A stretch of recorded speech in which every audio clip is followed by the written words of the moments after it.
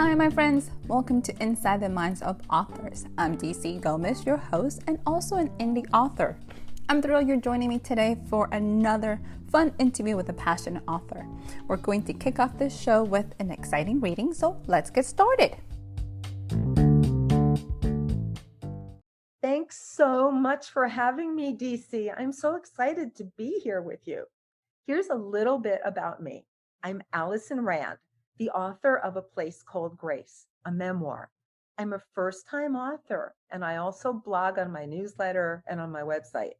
I've also done the narration for the audiobook of A Place Called Grace. I have a master's in social work, and many years ago, I was an actress, or at least trying to be so. I'm also a proud doggy mommy to my amazing dog named Dea, which means goddess in Italian. So I want to do a short setup of my memoir before I read two excerpts from the book. My memoir is a bittersweet story of hope and resilience, love and loss, looking for connection in a world that often felt unclear with no easy solution, until I found a connection in a most unexpected way from a kind and quirky octogenarian named, you guessed it, Grace. I was an actress in New York with an outwardly good life, but who felt unmoored. So I made the difficult and gutsy decision to move alone to Rome, Italy, without knowing the language well, having any work lined up, or knowing a soul. So I'm going to read an excerpt from the beginning of chapter 1 in part 1. And after that, I'm going to read a short excerpt from part 2, after I had moved to Rome, leaving my outwardly good life behind in New York.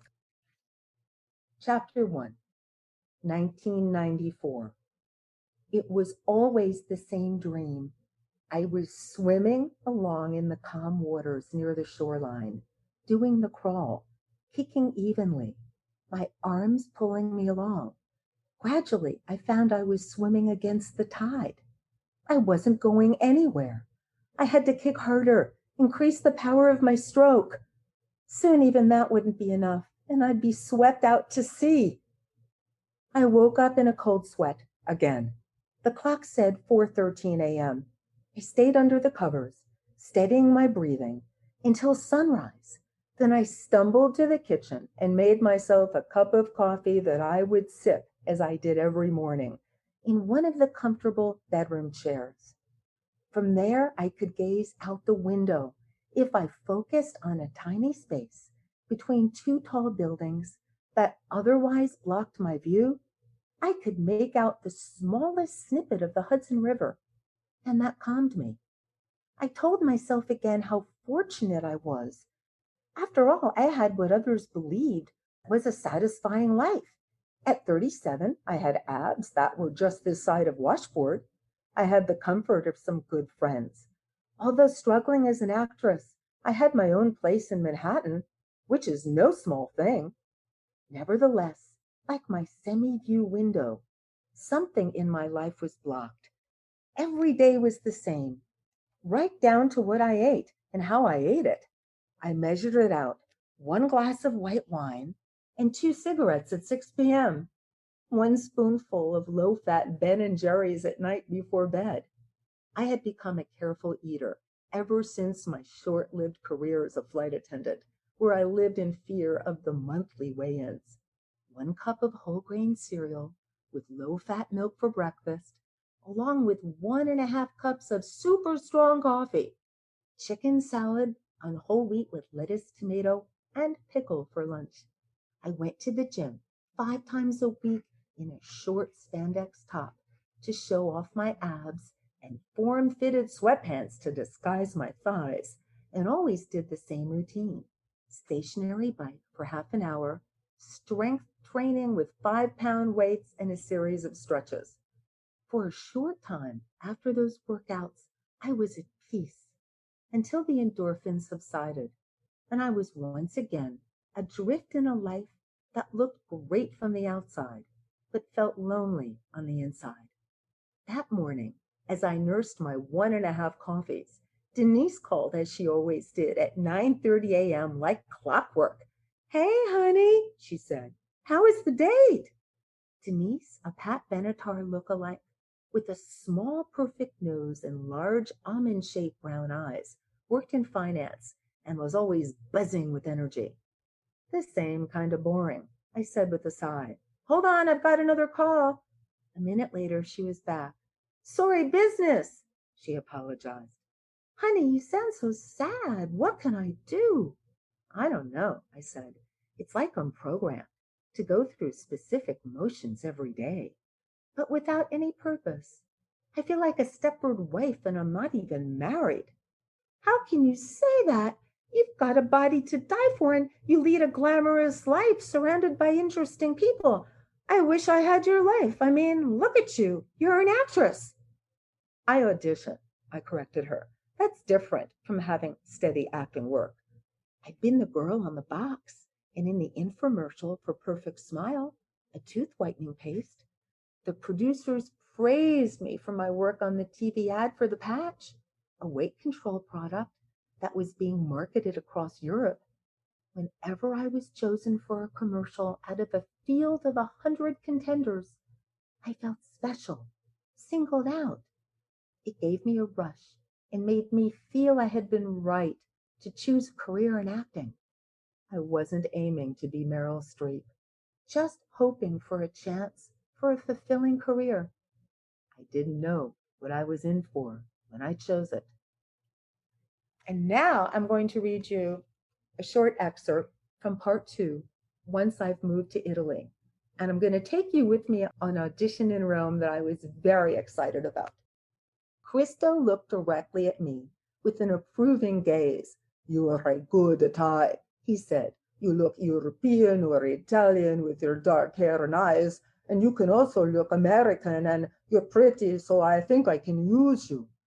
I was thrilled.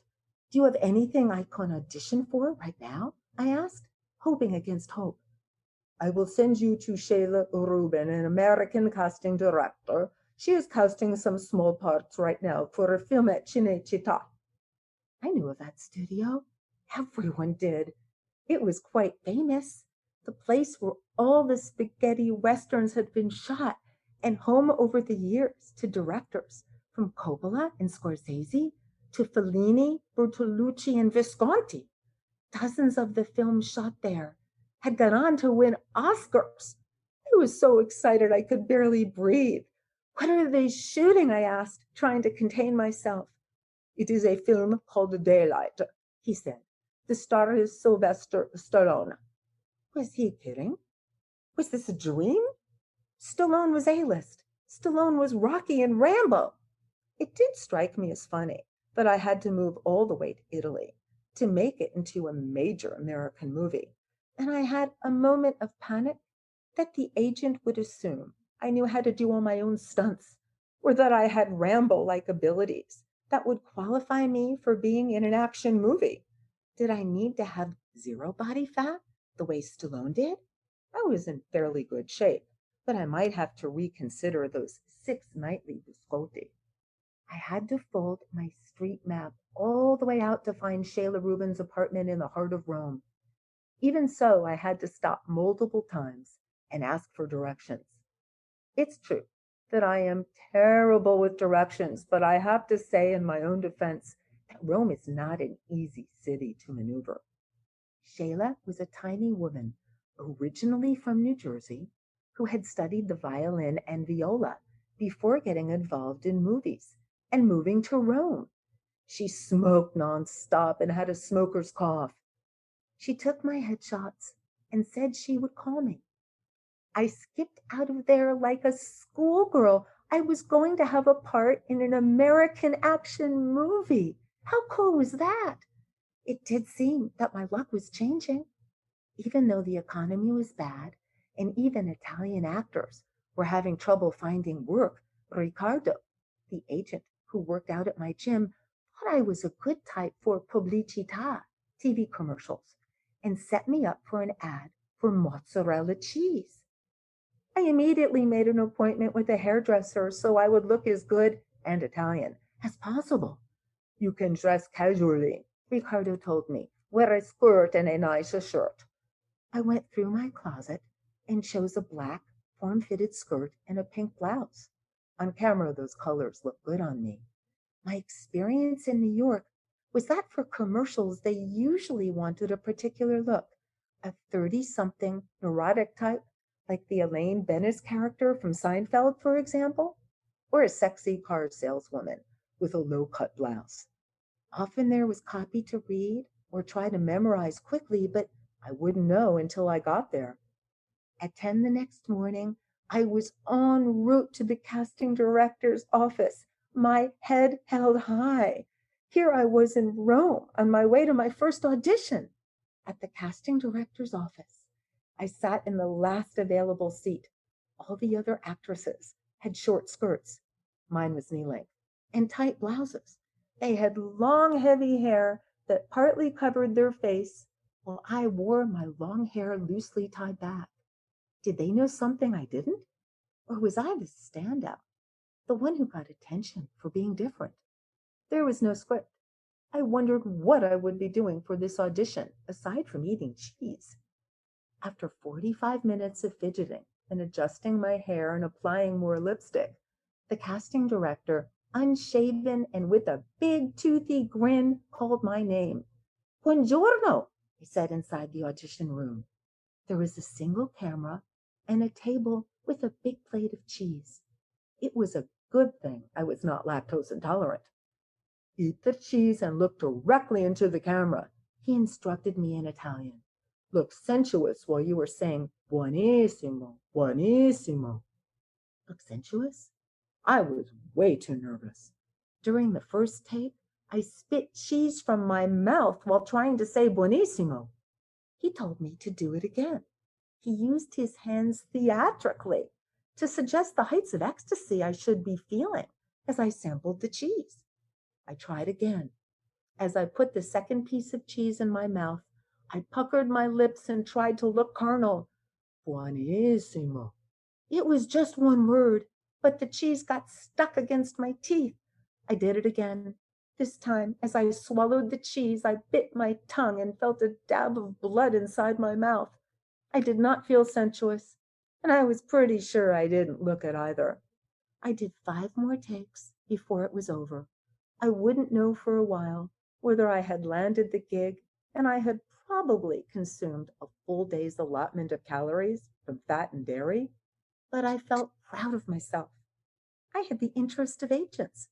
I had gone on an audition, and I felt fantastico. The end.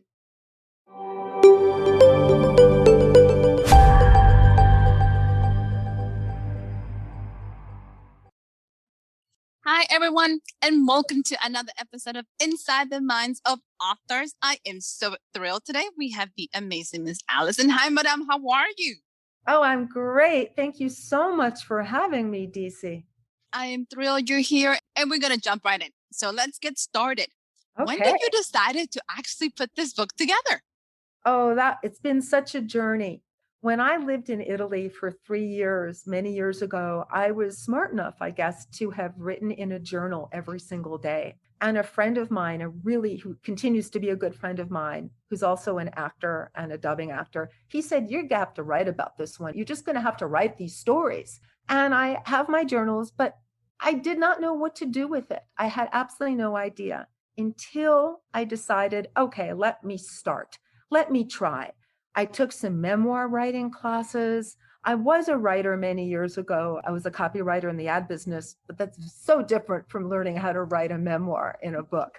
And eventually, my memoir writing classes led me to my editor, who began as my developmental editor. And she was brilliant. I had no idea truly what I was doing. When we met together, I said, I just want to write about my 3 years living in Rome. And she said, okay, that's interesting, but we need to know what happened before that. Why would you decide, without knowing anyone or speaking the language or having work, what would make you do something like that? What's your backstory? What's your family history? Okay, and that was part 1. Part 3 was, what would make me come back to the States? What happened? What was all the loss that went on? What was all the drama? What happened to your life? Why would you leave that new life that you made for yourself. It was so difficult to do. So it was a huge, huge growth experience that I learned little by little. Her name is Jamie Bernard, and she's the most brilliant editor. So I'm very grateful for her. Awesome. I always tell people editors have a way of polishing our work and just bringing it to life. So I know people that tend to be afraid of editors. I'm like, no, don't be afraid. A good editor is going to guide you, is going to take you, and is going to help you without destroying who you are as the essence. So that's exciting. So your book takes us to Rome. Tell us a little bit about that. How was that experience that was enough of a, life-shattering event that you said, yeah, we can make this a book? What happened? Oh, so much happened. It was very bittersweet. I was so unmoored and just so needed this adventure when I decided to take the plunge. But again, when I moved to Rome, I didn't know anyone.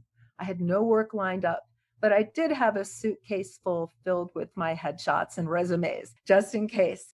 If you read my book, you'll know that the gym and exercise is very important to me. So when I finally found the gym that I went to in Rome, that's where I started to network and meet all these different people that eventually helped me. In my career, I found agents and other people to network with and other friends. Not that it was easy, but it was step by step by step. Even in the beginning, when I first moved to Rome, I didn't even know how to use their coffee maker. I felt like such an idiot. I mean, everything was so different for me. While I studied for a few months Italian prior to going, I was very cocky. I thought I could speak all right. Well, no, that wasn't true. I could maybe conjugate about 10 verbs well, and that's about it. When you move to a foreign country and they speak a foreign language, it's very, very scary. But I took the plunge and I studied the language because I think Italian is one of the most beautiful languages in the world. And little by little, I found the right friends. You're very vulnerable when you move to a foreign country, even if you go with someone. But I moved there alone and I was very vulnerable and met always some nice people, but some better people along the way, meaning they became really good friends and we would look out for each other. It was quite an adventure. Why did you decide to go to Rome? You could have gone anywhere. Why Rome? Oh, yeah, that's a really interesting question. The summer before I decided to move to Rome, I went on a hiking trip. It was in the Dolomites. The people in my group said, "You have a glow here in Italy. Why don't you move here? Why don't you try it?" I was an actress at the time. And I never thought I could do something like that. And the guide had lived in Rome. And she said, "Oh, it's not that hard. Oh, it's where I met my fiance." I was vulnerable and needed this huge adventure, and I just picked Rome. It could have been Milan, but I picked Rome. I had been there a few times in the past and always thought it was one of the most beautiful cities I had ever seen. Awesome. When did you start writing this? Because you came back, you have 3 years worth of material. When did you actually start writing the book? Oh, I'd say about 5 or 6 years ago, I started with just little samples. And I was very scared to show people my writing because if it was going to be about my diary, that's very personal stuff. So I started little by little and showed my wonderful Grace, who was the octogenarian that is in my book, that helped me more than anything get over a tremendous loss in my life, a tremendous loss of my brother. I started to show her samples of my writing and she loved it. And she said, "Keep going, keep going, keep going." And I trusted her and I kept going and writing. And as I mentioned previously, I took some memoir writing classes. And eventually that led me into my editor, who I worked with privately and studied so hard with her. And it took at least 2 years once I knew what I was doing after the developmental edit, at least 2 years to write the book, which is not that long. Some people have taken longer, from what I understand. I don't think there's actually a set time frame that says this fits this. Is whatever the author does, is whatever that journey calls you to. I love it because I was going to ask you how long it took. So that's a really good segue. What did you learn in the process about yourself and about the writing process as well? Oh, a whole world opened up for me with writing, and I can't not write anymore. It makes me happy to write. When I don't write, I'm more depressed and sad. That's why I started blogging a lot, and people have liked my blogs and the things I write about. But I learned so much about myself because, again, this editor pushed and pushed and pushed me with tough love, because I have learned that if you write a memoir, you have to be so open and so honest. If you are not, no one's going to take you seriously, relate to your work, or like what you write, in my opinion. So it was very bare and very scary for me. Also, of course, cathartic. But mostly the journey that it's taken me on has opened up my world to different experiences, different people, learning how to use the language in a new way, trying to write showing versus telling, which is always so hard for me, to try to not tell the story, but to show it. So it's just been an eye opener of a new career, and I can't give it up. So transitioning from acting to writing, because you mentioned you were an actress and you had these beautiful anecdotes of going to auditions. How was that? Because you're going from being on stage, the world is watching you, to going behind the scenes in a very quiet world. Well, I would definitely noticed a transition, because once I came back from Italy in part 3 of my book, I had had a very bad accident and I had to reevaluate my life. And I realized that acting was not making me happy. I wanted to do something else. So prior to beginning to be a writer, I went back to school and decided to get my master's in social work. It was a long journey. I did it part time. Again, I had this very serious accident. And then I had a life altering physical problem that changed how quickly I could do things. I had to do things part time because of something that happened to me, an illness. So that was also a life altering experience. So little by little, all of that took me into wanting to write these experiences down, or learning how to be open about life changing traumas. There are so many people that have so many traumas, and I always knew that if you're open and honest about what you've been through, people will relate, if not to everything you write about, to portions of it. And that's what I found happened with my book.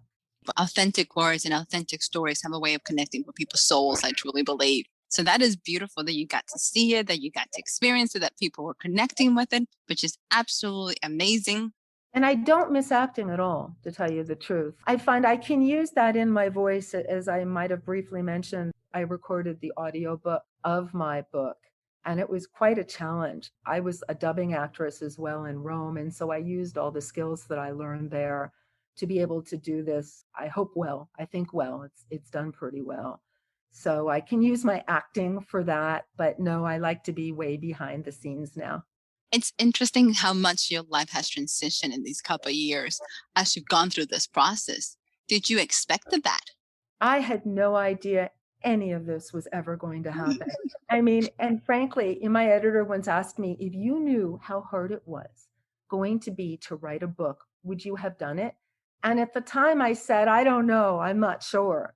But now I can honestly say, yeah, I definitely would, because I'm seriously contemplating and I'm trying to figure out the next book, which is going to be another memoir, but told from a different point of view. I know how difficult it's going to be, but I'm not going to stop just because something is very challenging.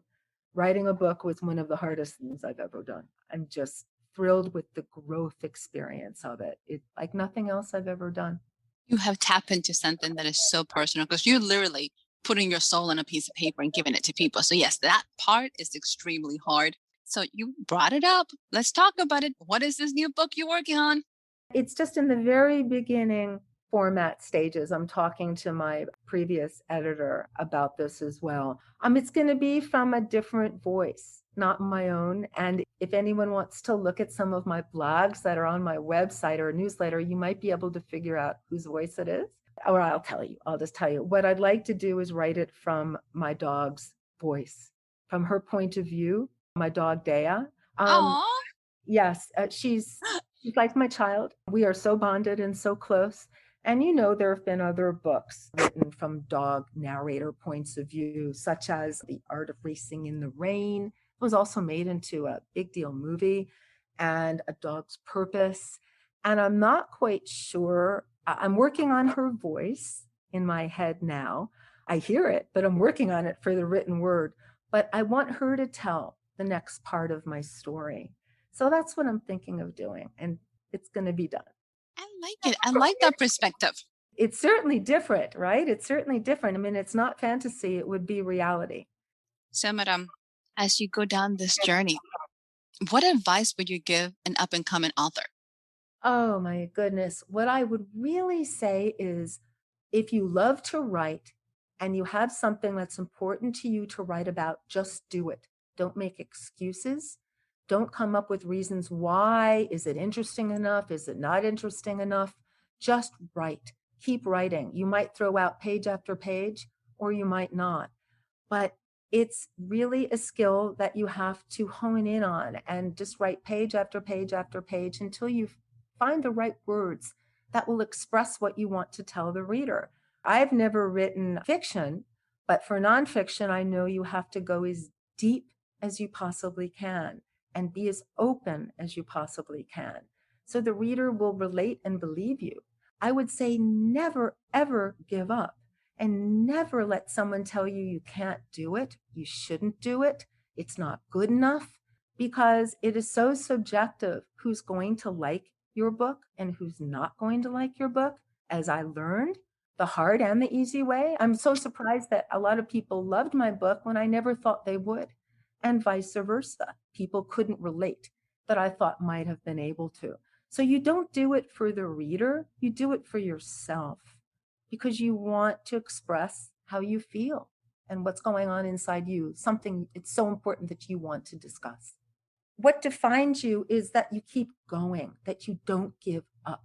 I know I've been told that a lot of writers just give up and they start something and they don't finish it because, yes, it's really challenging. It's really hard. And you have to set time every single day.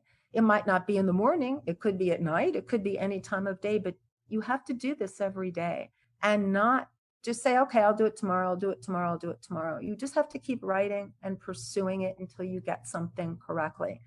Not to be lazy. You can't be lazy. You just have to keep going and pushing yourself. That's an awesome advice. Okay, madam, where can our listeners find you? Where they can find the book? Tell us about it. Oh, well, thank you. They can find my book on Amazon, and my name is Alison Rand. You can also find me and read all about me and see a lot of pictures on my website, which is called aplacecolledgracebook.com. On that, you can join my newsletter and get all of my blogs, which you can also see on the website. But one of the blogs is a blind blog, a PDF, and you have to join the newsletter to be able to get that. And I'm also on Facebook. I have an authors page.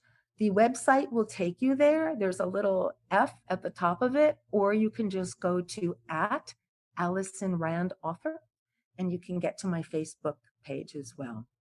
Awesome, madam. Awesome. Our listeners can find you. They can find this book that I'm so excited about. Before you leave us, because I'm having so much fun talking to you, we're going to jump to our lightning round. Are you ready? Oh, sure, I'm ready. Yes. Easy peasy. Sweet or sour? Sour. DC or Marvel? DC. Not bad. Home cooked meals or going out to eat? Home cooked meals. Nice. If you could have any other dream career in your life besides writing, what would you do? It would probably be to train animals for the blind. Oh, wow. Yeah, I think that's what I'd love to do. That is awesome. Madam, it's been such a pleasure. Congratulations on the book. Congratulations on the upcoming one. Thank Do you you. have any closing remarks for us?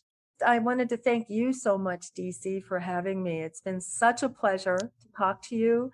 If anyone decides to take a look at my book, I'd love to hear from them. There's a way to write me on my website, and I'd love to have their feedback. It means a lot to me to hear what people think of my story. And if they could. Aw. Awesome. To our listeners, go ahead, pick up the book, give Miss Alison some love. And we're wrapping up today. Thank you so much for being with us. Go ahead, give us some like, share this episode, invite people to join our community. And we'll be back next week with another awesome author. Bye, everyone.